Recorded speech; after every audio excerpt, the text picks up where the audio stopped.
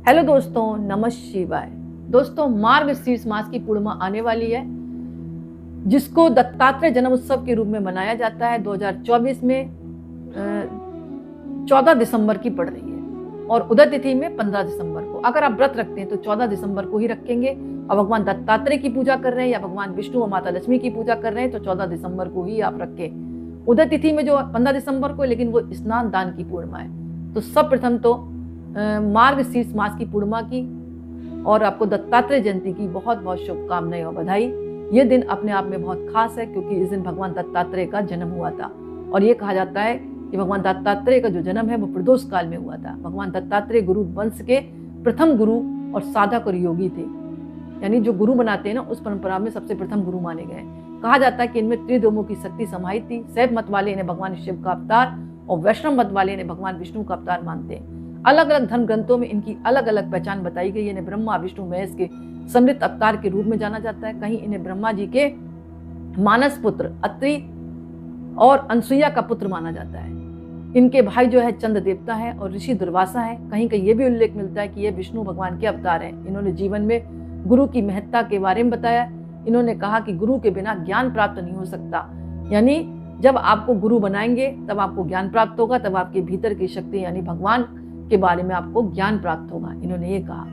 हजारों साल तक घोर तपस्या करने के बाद इन्हें परम ज्ञान की अनुभूति हुई। वही ज्ञान इन्होंने अपने शिष्यों में बांटकर आगे परंपरा को अपना बढ़ाया।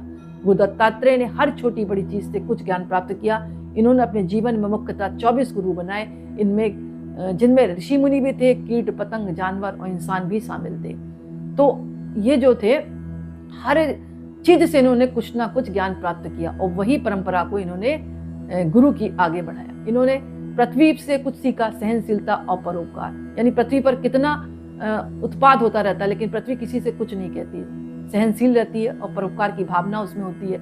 आप पेड़ पौधे उगाते हैं, कुछ ना कुछ पृथ्वी हमेशा देती ही रहती है इंसानों को। हर इंसानों को क्या, कीट पतंगों सबको कुछ ना कुछ देती है। तो उन्होंने कहा कि पृथ्वी से अगर सीखना है तो सहनशीलता और परोपकार की भावना को सीखे, दूसरों के लिए कार्य करें।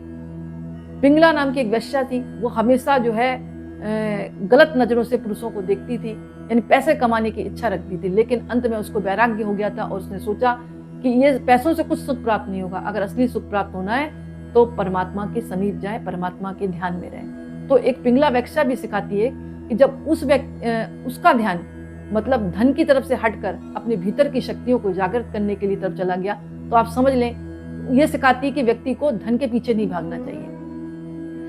कबूतर ये सिखाता है कि कभी भी लालच में, जाल में नहीं फंसना चाहिए। जैसे कबूतर के बच्चे हैं, जाल में है तो वो भागेगा ही दानों के लिए और जाल में फंस जाता है। तो ये बताए कभी भी व्यक्ति को लालच और मोह में नहीं फंसना चाहिए। अगर मोह में फंसेगा तो वही दुख का कारण बनेगा। यानी कबूतर से भी दत्तात्रेय भगवान ने कुछ ना कुछ सीखा। सूर्य से उन्होंने सीखा कि सूर्य हमेशा रोशनी ही देता है, और उन्होंने कहा कि जो सूर्य है वैसे ही एक आत्मा अपने भीतर है और वो आत्मा सभी रूपों में सभी व्यक्तियों के अंदर विराज रही है। यानी सूर्य से भी उन्होंने सीखा कि व्यक्ति को अपना सूर्य की तरह तेज रखना चाहिए, हमेशा अपने आप को जलाकर दूसरों के लिए कुछ ना कुछ करते रहना चाहिए। वायु, उन्होंने कहा वायु को कभी कोई रोक नहीं सकता, चाहे अच्छी जगह पर जाए या बुरी जगह पर जाए, वायु तो जाएगी। वायु के लिए सब समान है, अच्छे या बुरे लोगों के साथ भी कोई फर्क नहीं पड़ता। यानी वायु तो सबको साथ ही रहेगी, चाहे अच्छे लोग हों या बुरे लोग हों। यानी भेद नहीं करना सिखाया। हिरण सिखाया, हिरण से उन्होंने सीखा कि हिरण खूब उछल कूद करता है, मौज मस्ती में रहता है, लेकिन अपने आसपास वो हिंसक जानवरों को भूल जाता है कि उसको कभी भी हिंसक जानवर जो है ग्रास बना सकते हैं। तो उन्होंने बताया कि व्यक्ति को जीवन में सुख समृद्धि और मौज मस्ती के साथ साथ लापरवाह नहीं होना चाहिए। समुद्र से उन्होंने सिखाया कि जीवन के उतराव चढ़ाव में खुश रहना चाहिए, गतिशील रहना चाहिए। समुद्र कभी रुकता नहीं है, उतराव चढ़ाव हो, चाहे लहरें आए, तेज आए या धीमी आए, लेकिन समुद्र अपना बहता रहता है, गतिशील होता है।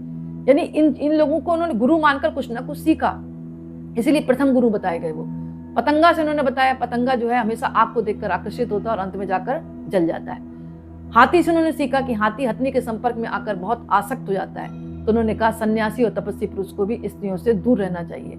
आकाश से उन्होंने सीखा कि हर देश काल परिस्थिति से लगाव से दूर रहना चाहिए। आकाश को क्या फर्क पड़ेगा, चाहे कोई देश हो या काल हो, परिस्थिति हो, पूरा आकाश यानी चाहे अमेरिका में हो चाहे रूस में हो, आकाश तो सब जगह एक ही है। या कोई भी काल हो, कोई भी परिस्थिति हो, उसको किसी से कुछ मतलब नहीं है। जल से उन्होंने सीखा, जल हमेशा सदैव पवित्र रहता है, यानी जीवन में पवित्रता को अपनाना चाहिए। मधुमक्खी से उन्होंने सीखा कि मधुमक्खी शहद तो इकट्ठा करती है और अगर वो आवश्यकता से अधिक एकत्र कर लेगी तो वो उसी में मतलब चिपक कर मर जाएगी। तो उन्होंने कहा कि मधुमक्खी से कुछ ना कुछ जरूर सीखना चाहिए, क्योंकि मधुमक्खी अगर शहद इकट्ठा करती है तो एक लिमिट के अंदर इकट्ठा करती है, ज्यादा करती है तो उसी में वो फंस जाती है।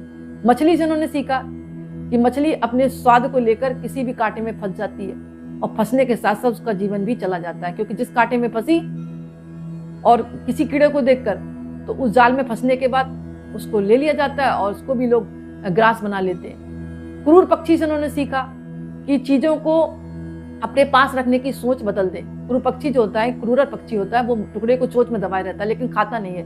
क्या होता है, अंत में दूसरे बलवान पक्षी उस मांस के टुकड़े को ले जाते हैं, उससे छीन लेते हैं और वो खुद खा लेते हैं। तो क्रूरर को मतलब ले जाने के बाद भी क्रूरर जो पक्षी है वो कुछ करता नहीं है, शांत रहता है। उन्होंने कहा क्रूरर से सीखना है तो शांति को सीखे।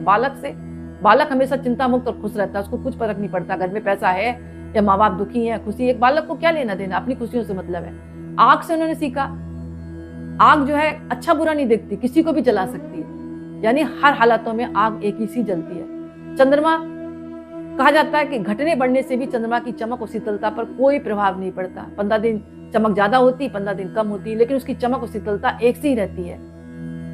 यानी लाभ हानि से परिस्थिति को बदलना नहीं चाहिए, कभी लाभ भी होता है कभी हानि भी होता है। कुमारी कन्या से उन्होंने कहा, कुमारी कन्या अकेले ही रहकर खुशी रहती है। उन्होंने देखा कि एक कुमारी कन्या धान कूट रही थी, चूड़ियों की आवाज आ रही थी, कुछ मेहमान बात बैठे थे, तो उन मेहमानों को कुछ परेशानी हो रही थी। तो उस कन्या ने क्या किया, चूड़ियां उतार दी, एक एक चूड़ी पहनी और धान कूट लिया। उन्होंने कहा जब जैसे कन्या ने बिना शोर के धान कूट लिया, उसी प्रकार दूसरों को परेशान किए बिना भी शांत रहकर व्यक्ति काम कर सकता है। एक सकृत यानी तीर बनाने वाले से, अभ्यास और वैराग्य से मन को बस में करना चाहिए, ऐसा सीखना चाहिए। दत्तात्रेय ने कहा एक तीर बनाने वाले को इतना मग्न हो गया कि उसके पास से राजा की सवारी भी निकल गई, उसको ध्यान उसका भंग नहीं हुआ।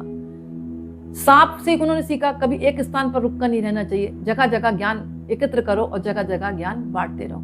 ऐसी सन्यासी को अकेले ही जीवन व्यतीत करना चाहिए, लेकिन एक स्थान पर नहीं ठहरना चाहिए। मकड़ी से उन्होंने सीखा, मकड़ी स्वयं जाल बनाती है और उसी में अंत में जाल में ही खुद को ही वो मतलब अपना ही मतलब कहते हैं ना कि अपना ही हनन कर लेती है।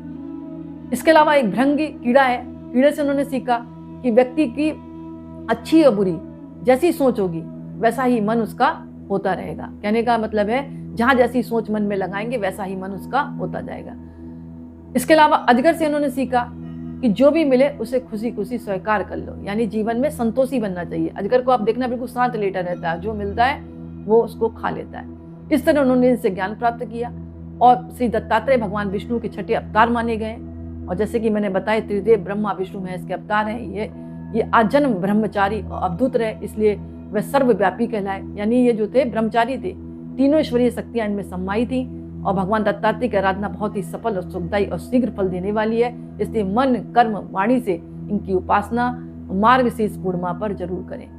अगर आप पूजा करते हैं तो भगवान भोलेनाथ का साक्षात रूप आपको प्राप्त होगा उनका। और दत्तात्रेय भगवान विष्णु और भगवान महेश और ब्रह्मा के अवतार माने गए। तो दोस्तों एक छोटा सा वीडियो था। अगर आपको जीवन में कुछ हासिल करना है तो छोटे छोटे कीट पतंगों जीव जंतुओं हर व्यक्ति से कुछ ना कुछ आप जरूर सीखें, जैसे दत्तात्रेय भगवान ने सीखा। आज का वीडियो में ही समाप्त करती। पसंद आए तो लाइक करें, दूसरों को शेयर करें, कमेंट्स में नमः शिवाय जरूर लिखें। बहुत बहुत धन्यवाद।